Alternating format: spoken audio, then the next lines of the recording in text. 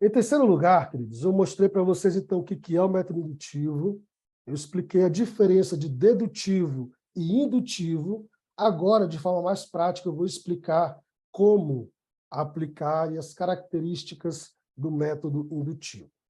Esse método que eu vou usar com vocês, que eu vou propor para vocês, ele é muito simples. E ele é dividido em três partes, três pilares: observação, interpretação e aplicação.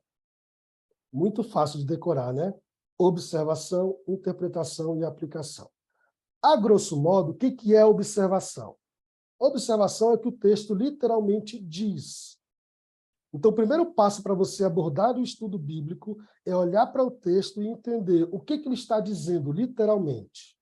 Por exemplo, se o texto diz que foi uma serpente que enganou Adão e Eva, foi uma serpente, ponto final. Agora, o que a serpente significa, aí é o papel da interpretação, que é o segundo pilar, que é o segundo passo. Porque a interpretação é o que significou aos ouvintes originais. Então, quando eu olho para o texto, o primeiro passo que eu preciso fazer é o que o texto está dizendo. Segundo passo, o que esse texto significou para os ouvintes originais, lá dos tempos de Jesus, lá dos tempos de Paulo, lá dos tempos de Moisés. O que significou para eles? Aí, terceira pessoa. Agora, a aplicação é o que o texto significa para mim. Esse é o terceiro e último passo. Porque a Bíblia não é um estudo acadêmico para entender o que significou para eles somente.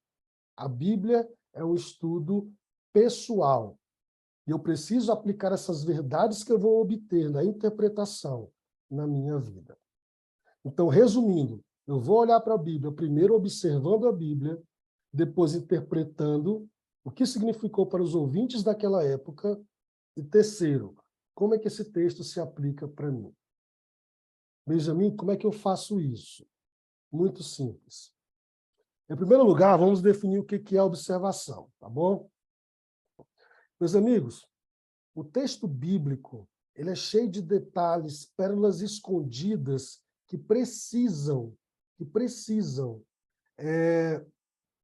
ser muito bem analisadas, entende?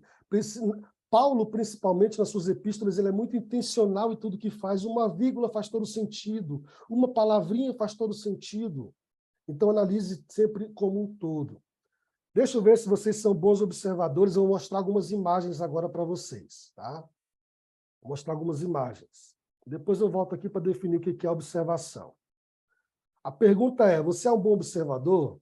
Eu quero a participação de vocês. O que essa imagem aqui diz para você? É a imagem da Fórmula 1, né? Mas o que você vê nessa imagem? Gente, é o número 1. Se você analisar, deixa eu colocar aqui de caneta, aqui no meio, ó, nós temos o número 1. Pouca gente percebeu isso. Eu, por muito tempo, não já havia percebido. Para mim, o F preto era de fórmula e o pente vermelho era de 1. Mas não. O F continua sendo F, mas o Fórmula 1 é o número 1 que está aqui no meio. Percebem? Poucas pessoas também conseguem perceber o que está embutido nessa mensagem aqui. Deixa eu trazer outro exemplo aqui, para ver se vocês são bons observadores. Okay? Agora fica fácil, né? Seguindo essa lógica que eu trouxe aqui. Não sei se aí na sua cidade, no seu país, tem esse supermercado, mas é o supermercado francês, tá? O que vocês conseguem ver nessa imagem aí? Agora fica fácil, né? O número C. A letra C. Boa, Val, é isso mesmo. A letra C de Carrefour. Esse é o mercado francês. Aqui em Curitiba, pelo menos, nós temos esse supermercado. Mas eu, por muito tempo, não consegui achar essa letra C. Só depois de muita observação foi que eu percebi que lá tinha uma letra C, né? Então, meus queridos, isso é observação. Agora a pergunta é, como observar? Primeiro, observação bíblica nada mais é do que você coletar informações textuais. Você pode perguntar, Benjamin, como é que eu faço uma observação bíblica? Então, Observação nada mais é do que você coletar informações textuais. Você vai ler o texto e, com o auxílio de uma caneta, um lápis, você vai anotar, poxa, quem que está escrevendo aqui? Apareceu algum personagem? Quais palavras que se repetem? Quais lugares que estão sendo citados aqui? Quais personagens principais? Como Deus é apresentado? Quais são os imperativos? Observação bíblica é analisar palavra por palavra, versículo por versículo, destacando o que o texto diz. Não é o que ele significa. Muita gente confunde essas duas coisas. O grande erro do estudante da Bíblia é ler o texto e já querer interpretá-lo, enquanto o primeiro passo é observar o texto. Tá? Uma dica bem prática para você que quer aplicar esse método indutivo. Observa o texto com canetinhas. Deixa eu mostrar para vocês uma imagem da minha Bíblia, como é que ela é. Olha como é que minha Bíblia de Ezequiel está observada. Eu destaquei com muitas canetinhas, com muitos lápis de cor. A palavra de amarelo são palavras repetidas, de cor laranja são datas, de vermelho são divindades. Minha Bíblia toda está dessa forma aí, toda. Então, isso é o processo de observação. Ah, Benjamin, eu não quero riscar minha Bíblia. Minha Bíblia é muito bonita. Eu não quero riscar, ok. Pega uma folha e anota ao lado. Nossa, quer um exemplo de como isso é tão importante, irmãos? Quer um exemplo? O livro de Atos. Aqui vai uma revelação que pouca gente sabe. Qual é o personagem ou tema principal do livro de Atos? Irmãos, o tema principal das Escrituras de Atos não é o surgimento da igreja. Não é. Pode parecer a grosso modo, mas o grande tema principal, com a maioria que respondeu, são as ações, os atos do Espírito Santo. Porque lá no capítulo 1, versículo 8, Jesus vai dizer, vocês receberão o poder ao descer sobre vós o Espírito Santo e serão minhas testemunhas em Jerusalém, Judéia e Samaria, até os confins da terra. E se você for bem analisar, o livro de Atos é dividido nessas três partes. Do capítulo 1 ao capítulo 8, a igreja está ativa em Jerusalém. Do capítulo 9 ao 12, a igreja está atuante em Judéia e Samaria. E do capítulo 13 ao 28, a igreja está atuante nos confins da terra. Só que tudo isso só foi possível por causa do Espírito Santo, que impulsionou a igreja para isso. Deus havia se revelado nas Escrituras, Jesus havia sido apresentado, mas o Espírito Santo ainda não. E ele é o personagem principal, o tema principal do livro de Atos dos Apóstolos. Então, como é que eu sei disso? Porque ao observar o livro, eu fui contar quantas vezes aparece Espírito Santo. Gente, esse é o livro que mais cita o Espírito Santo. E aparece mais de 50 vezes a palavra Espírito Santo. E sempre vai dizer, e eles, cheios do Espírito Santo, anunciavam o reino de Deus. Então, antes do anúncio, existe o estar cheio do Espírito. Entende? Então, tudo isso são exemplos de como a observação é importante no teu estudo da Bíblia, tá? Então, o que é observação? Como eu falei, é você coletar informações textuais, entender o que o texto diz. Basicamente é isso, tá? Anota com uma caneta, com uma canetinha, se torne um investigador bíblico. Em segundo lugar, o segundo pilar do método indutivo, o segundo passo é a interpretação. E a pergunta é, o que é interpretar a Bíblia? O que é interpretação? Interpretação, meus amigos, é entender o que o autor, inspirado por Deus, quer ensinar ao ouvinte original e por que ele quer ensinar isso ao ouvinte original. Preste muita atenção. Na observação é o que o texto diz. Na interpretação é entender o que o autor, seja Isaías, Moisés, Abacuque, Naum, o que ele quer ensinar para o ouvinte daquela época e, principalmente, por que ele está ensinando isso. Por isso eu coloquei em negrito aí, para que você entenda bem. destacar o que o autor quer ensinar. Benjamin, do que eu preciso para responder essas perguntas? Eu preciso de duas coisas, de duas ferramentas. Primeiro, você precisa identificar qual é o tipo de literatura que você está trabalhando. Por exemplo, é uma parábola? Ou é uma narrativa histórica? Ou é uma epístola? Ou é um livro poético? Porque cada livro tem um tipo de abordagem, tá? A Bíblia é muito rica e tem cada um tipo de abordagem. Eu não posso interpretar salmos da mesma forma que eu interpreto epístolas, tá? Porque epístola é um ensino muito direto. Faça isso, não faça isso. Só que salmos é poético. Ele usa de poesia para ensinar uma verdade, tá? Então é muito metafórico, não é tão direto como uma epístola. Deixa eu dar um exemplo bem claro para ilustrar o que eu estou dizendo para você. Lembra de que na época, acho que a grande maioria dessa época aqui, né? Na época que você alugava filmes na locadora, você ia para a locadora alugar filmes, né? Hoje temos Netflix, temos a Prime, temos a Amazon, temos a Disney, né? Mas na minha, eu tinha a época, eu vivia a época de que eu tinha que alugar filmes na locadora. E eu chegava na locadora, os filmes não estavam bagunçados. Os filmes estavam divididos. Gênero policial, gênero de romance, gênero de comédia, gênero infantil. Entende? A Bíblia não é diferente. Ela está dividida por gêneros. Existem livros históricos, existem livros poéticos, existem livros que são epístolas, proféticos. Então, cada um desses tipos de literatura precisa ter um tipo de interpretação. Tá? Mas não é nada difícil. É só entender que epístolas são diretas, poéticos são mais metafóricos. Tá? É basicamente isso. Então, a primeira coisa que eu tenho que fazer é identificar qual o tipo de literatura que eu estou trabalhando.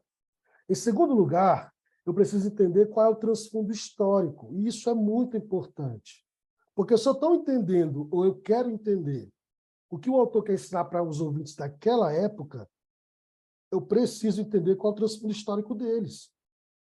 Senão, não consigo entender. O transfundo histórico nada mais é do que a realidade do ouvinte daquela época. Tá? Deixa eu abrir aqui um parênteses e aplicar com você rapidamente o livro de Colossenses, ou melhor, a Epístola de Paulo aos Colossenses. Abre comigo aí, por favor, Colossenses, capítulo 1. Vamos aplicar observação e vamos aplicar interpretação, tá bom? Diz assim, a partir do 13. Ele nos libertou do império das trevas e nos transportou para o reino do Filho do seu amor, no qual temos a redenção, a remissão dos pecados. Este é a imagem do Deus invisível, o primogênito de toda a criação, pois nele foram criadas todas as coisas, nos céus e sobre a terra, visíveis e invisíveis, sejam tronos, sejam soberanias, quer principados, quer potestades. Tudo foi criado por meio dele e para ele. Ele é antes de todas as coisas. Nele tudo subsiste. Ele é a cabeça do corpo da igreja. Ele é o princípio, o primogênito de entre os mortos, para em todas as coisas terá primazia, porque aprove a Deus que nele residisse toda a plenitude. Meus queridos, a primeira coisa que eu tenho que fazer para entender um texto como esse é observar ele. E observando, eu quero ver a participação de vocês. O que mais se repete nesse texto aqui que eu acabei de escrever para vocês? Quais são as expressões que mais têm destaque aqui? Vamos ver se vocês observaram bem o que é observação e o que é interpretação. Muita gente pode olhar para esse texto e já tentar interpretá-lo, cair no erro, na armadilha de tentar interpretá-lo. Não, ele está falando de Jesus. Nós sabemos plenamente que é Jesus, mas esse é o papel da interpretação. Então, o propósito do autor, do estudante do método indutivo é olhar, observar o texto. Ele fala de muito ele nele. Quem é esse ele? Aí eu vou para a interpretação. Só que para interpretar, eu preciso de um transfundo histórico, lembra? E aí, Benjamin, onde é que eu encontro esse transfundo histórico? Meus amigos, internet tem muita coisa boa, tá? e principalmente Bíblias de estudo. Por exemplo, eu tenho aqui uma Bíblia de estudo cronológica de aplicação pessoal. Nessa Bíblia de estudo, o primeiro ponto aqui, a primeira página de cada livro da Bíblia vai trazer autor, data e o pano de fundo. Qualquer Bíblia de estudo. Por quê? Porque é primordial para a interpretação. E aí eu vou entender, no segundo passo da interpretação, o que o autor quer ensinar e por que ele quer ensinar isso para uma igreja. Porque eu não sei você, mas a primeira vez que eu li esse texto, eu pensei, por que Paulo vai dizer isso para uma igreja? Esse não é o tipo de mensagem que uma igreja deveria saber? Por que ele fala isso para uma igreja? Deixa eu explicar um pouquinho do transfundo histórico para vocês. Nessa época aqui, na igreja de Colossos, havia uma heresia chamada pregnosticismo, que estava se infiltrando no meio da igreja. E essa heresia dizia que Jesus era qualquer anjo, como Gabriel, por exemplo. Para você ter uma ideia, o anjo Gabriel era mais adorado do que Jesus. Então, eles reduziam a figura de Jesus a qualquer um, a qualquer imagem, a qualquer pessoa, a qualquer ideologia, qualquer ideia. E Paulo, então, tem que resgatar o ensino, como foi bem colocado aqui, da supremacia de Cristo. Por isso que ele vai dizer que ele é o cabeça da igreja. Jesus não é inferior aos anjos, ele é superior. Ele estava antes da eternidade. Ele é o princípio de todas as coisas. Ele é a imagem visível de Deus. Então, o que Paulo quer ensinar é a supremacia de Cristo. Então, eu observei ele nele. Na interpretação, eu entendi que ele está destacando a supremacia de Cristo por causa de uma heresia no meio da igreja. Aí eu vou para o último passo, que é qual é a aplicação desse ensino na minha vida.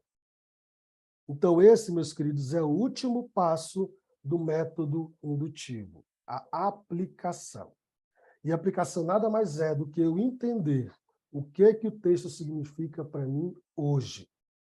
Pegando esse exemplo, o que significa a supremacia de Cristo para mim? E isso é a aplicação.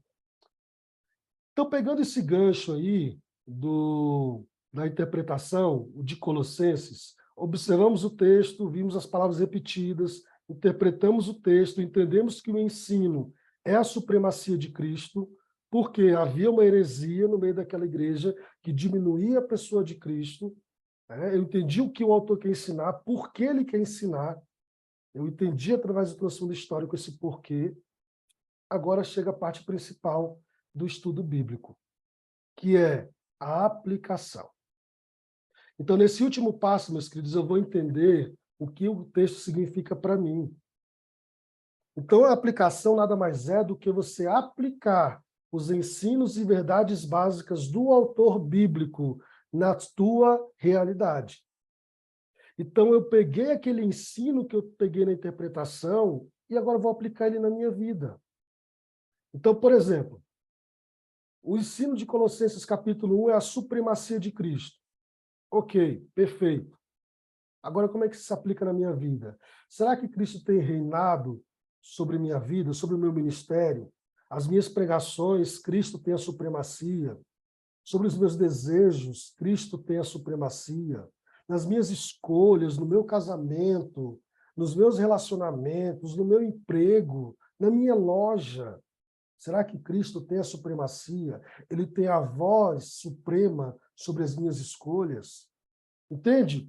Então, eu peguei o ensino da interpretação e apliquei na minha vida.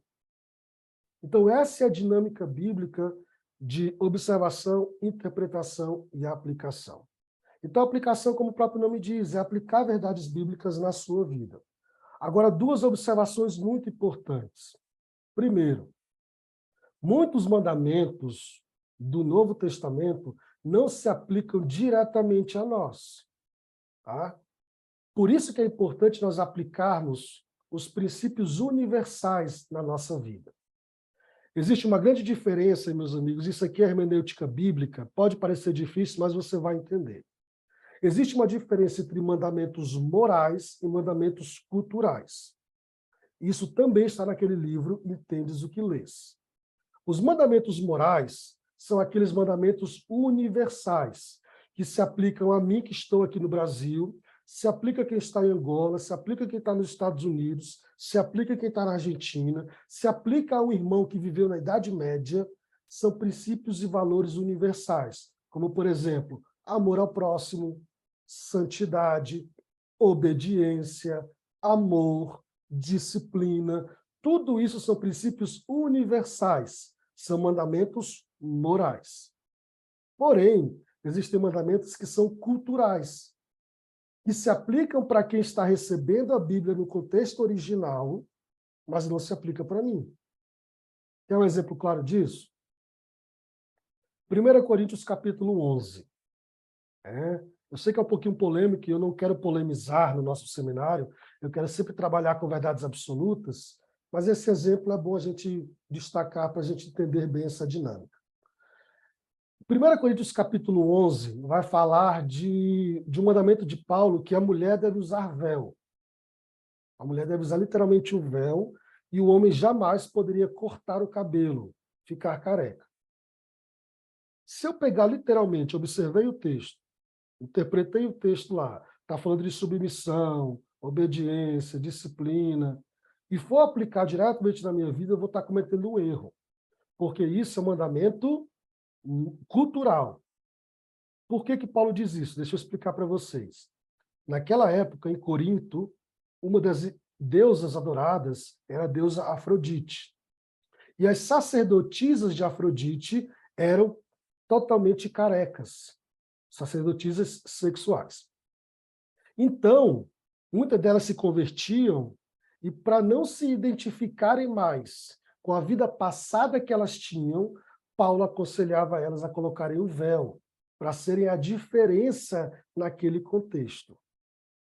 Então, naquele mandamento era importante usar o véu. E os homens, os sacerdotes dos deuses de Corinto, eram carecas. Então, Paulo dizia, olha, o homem jamais corte o cabelo. Tá? Ele tem que ter o cabelo, e a mulher usa o véu. Entende? Porque naquela época existia um contexto pelo qual Paulo ensina isso aos irmãos, dá essa ordem. Eu não posso aplicar isso na minha época, por quê? Diretamente. Porque hoje, se eu ficar careca, eu não vou ser identificado como uma divindade, e nem a mulher. Aquilo era um contexto cultural. Ah, Benjamin, então eu vou desprezar esse texto? Não. Eu vou pegar o que é universal, o que é absoluto. E o princípio aqui é ser diferença no contexto que você está. Se o mundo age de uma forma, haja de outro, porque você é a luz e é sal da terra. Tá? Então é só uma curiosidade, um detalhe muito importante, uma dica na sua aplicação aí. E principalmente, queridos, umas dicas e considerações finais. Esquece, por favor, na sua aplicação, esquece o nós e foca no eu. Esquece o nós. Esse é um erro muito cometido por muitos irmãos também. Lembre-se que Deus é pessoal. Deus, ele é coletivo, mas ele é pessoal também. Portanto, não use muito aquelas expressões. Ai, nós como igreja somos muito assim. Ao olhar para a palavra de Deus, eu percebo que nós, algumas vezes, vão se aplicar para o todo. Mas se o estudo é teu, Deus está falando diretamente contigo. Portanto, tire o nós e coloca o eu. Eu preciso aprender a ser obediente. Eu preciso aplicar a supremacia de Cristo na minha vida. A aplicação ela é muito pessoal. Claro, você está numa pregação, aí você pode usar o nós. Mas se a tua meditação é particular, o teu estudo é particular, foca sempre no eu. Ok? E principalmente, para você aplicar bem o texto bíblico, faça perguntas. Pergunte para Deus, Deus, como é que eu devo aplicar essa verdade? Na interpretação, eu já captei o versículo, ou o princípio, melhor dizendo. O princípio é a supremacia de Cristo. Como é que eu tenho que aplicar isso na minha vida? O que eu tenho que mudar na minha vida? Porque a aplicação, irmãos, guarda bem isso, não é teórica. A aplicação é prática. Portanto, você tem que aplicar isso na sua vida, não somente colocar no papel. E considerações finais. Não pule passos. Tá? Não interpreta para depois observar. Não aplica para depois observar. Primeiro observa, depois interpreta e, por último, aplica o texto. Não pule os passos. E, principalmente, meus queridos, esse método vai te ajudar muito na preparação de um estudo bíblico. Eu quero finalizar esse ponto aqui com uma citação do pastor Hernandes Dias Lopes. É um pastor com o qual eu admiro muito. Ele é uma grande referência aqui no Brasil no que diz respeito à pregação e ensino bíblico. E certa vez ele disse o seguinte, pregação bíblica é ler o texto, explicar o texto e aplicar o texto. Eu quero só colocar entre parênteses, porque esses parênteses aí são meus, tá bom? Ele não falou isso, mas eu acho que se encaixa perfeitamente. Eu acho importante você que está assistindo essa aula entender bem isso, porque, como eu disse no início, o chamado para pregar e ensinar é a todo discípulo de Jesus. E você que está me assistindo é um discípulo de Jesus, é uma discípula de Jesus. Portanto, você tem o chamado de pregar e ensinar. E se você quer pregar e ensinar coerente e fiel às Escrituras, entenda, pregação bíblica é ler o texto ou observar o texto. É explicar o texto ou interpretar o texto. E, por último, é aplicar o texto na tua vida. Se você seguir esses passos, meus queridos, eu tenho certeza que você vai desenvolver. Fica aqui uma dica muito clara para você que vai trabalhar com a sua igreja, com os jovens, com um grupo pequeno, né, que você vai trazer o estudo ou palavra para a tua igreja. Pregação bíblica é ler o texto, explicar o texto e aplicar o texto.